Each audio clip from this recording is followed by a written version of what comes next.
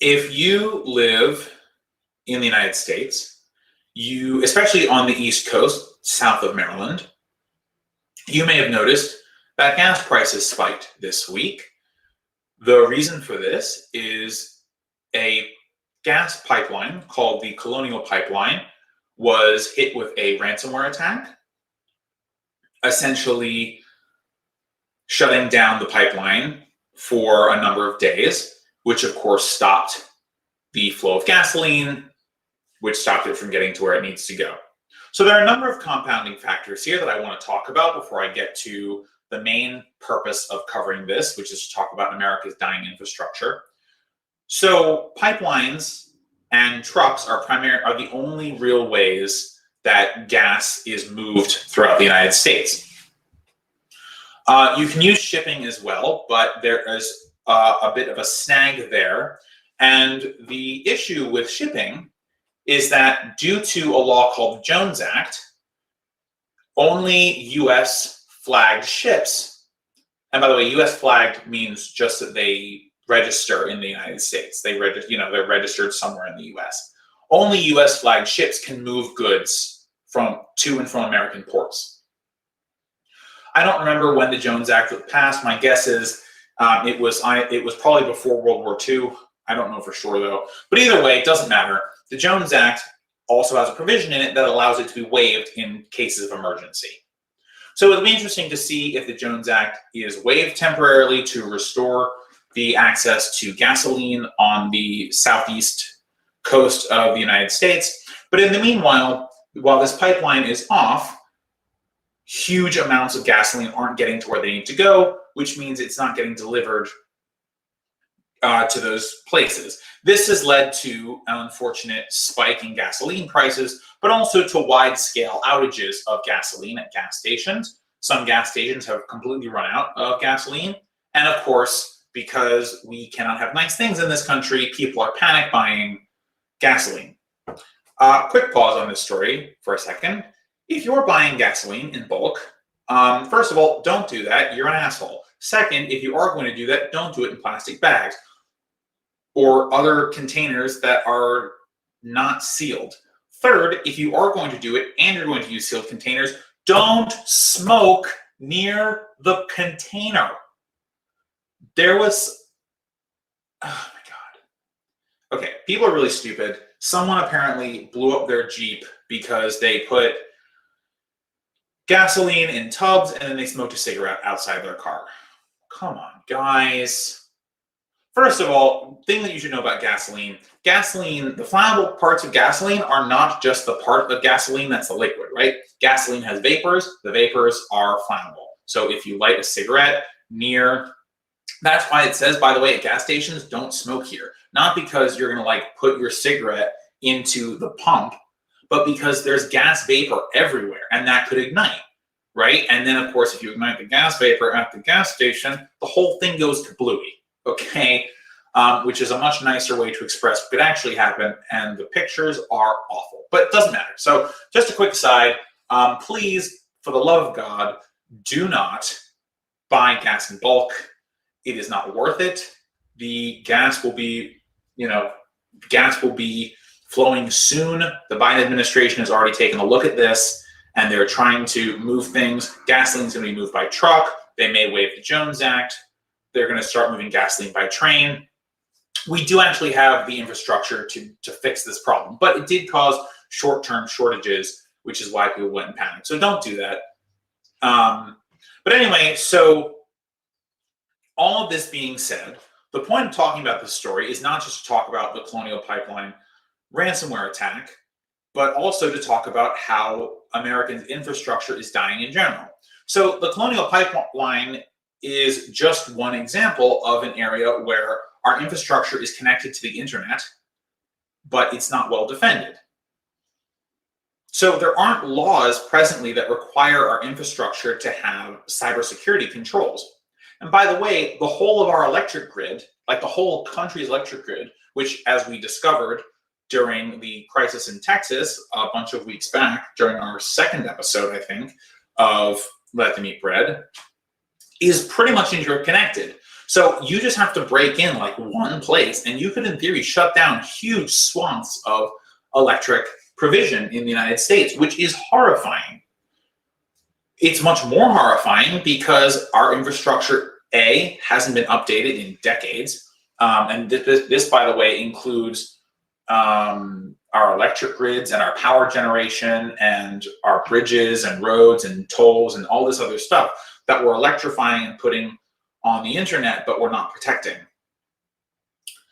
So, and by the way, these pipelines and a lot of this electronic infrastructure is owned by large corporations as opposed to being public.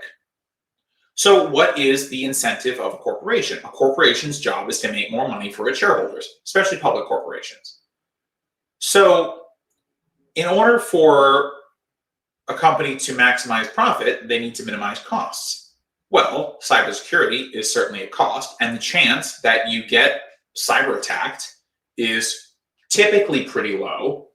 So oftentimes it can be in a company's best interest to not purchase cybersecurity protection, but instead put aside money to potentially pay any ransoms or whatever that have to be paid when the time comes, and use it just as a cost of doing business. Like some companies that do illegal things essentially put the fines into their budgets as just a cost of doing business. Now, this is terrible for regular people, but for the corporation, it makes sense, right? Because at the end of the day, it's just a dollars and cents thing. Did we make more money this quarter than last quarter, right? That's always the thing. Infinite growth, that is the dictate of capitalism. So because these pieces of infrastructure owned by public companies who are not invested in cybersecurity, it allows for these hacking groups to easily get, for these hacking groups to easily penetrate into the systems of these companies and then can shut down or hold ransom large portions of our infrastructure, which essentially, and like we've seen this week, can lead to disaster, right? People are panic buying, people are acting irrationally, gas stations are running out of gas. And by the way, this is a huge issue. And by the way, this doesn't just end because we start to see less fuel being used and more electricity and wind turbines and things. As long as any of these devices are connected by some kind of network, whether it's connected to the internet or not, if there's no cybersecurity controls there, essentially what happens is these are wide open for anyone to take advantage of. So even if we're in a world, a Green New Deal world, where we're not using fossil fuels, where we're using electricity for things, we're generating it sustainably, if there are networks on there to move that electricity around or to control, certain things like turning off a wind turbine for maintenance or whatever, then someone can get in there if there's no controls. And because there's no laws making sure that these controls are necessary, companies essentially regulate themselves. And like all situations where companies regulate themselves, they don't regulate themselves, right? Or they regulate themselves up until the point where it would cost them more than they could profit from the regulation, which we've seen in plenty of other industries in the past. So I think actually that this attack provides an opportunity, in theory, for leftists to say, look, not only do we need to get rid of fossil fuels because there are so many issues with pipelines and things like that in general, this just adds to them, but also part of the Green New Deal needs to be, and part of the New Deal, revitalizing our infrastructure, needs to be cybersecurity infrastructure, right? We don't want to be in a situation where we completely modernize all of our infrastructure, we connect it to networks and things, make it very new and very facile and easy to use, and then of course be subject to the whims of any old hacker who wants to mess things up. And by the way, one of the best ways to do this would actually be to make sure that none of this remains in the hands of corporations. Or if they do end up in corporations, it's public corporations and not private corporations. Because public corporations do not have the profit motive that private corporations do, and especially not of publicly privately held, publicly traded organizations, essentially businesses on the stock market, which a lot of these energy companies are. So again, once we can remove the profit motive from infrastructure, which, by the way, is a no-brainer. We really should not be leaving our infrastructure of any kind to a profit motive, because it simply doesn't pan out for maintenance and things like that. We all invest into it so that we can all benefit from it, right? A corporation doesn't work that way.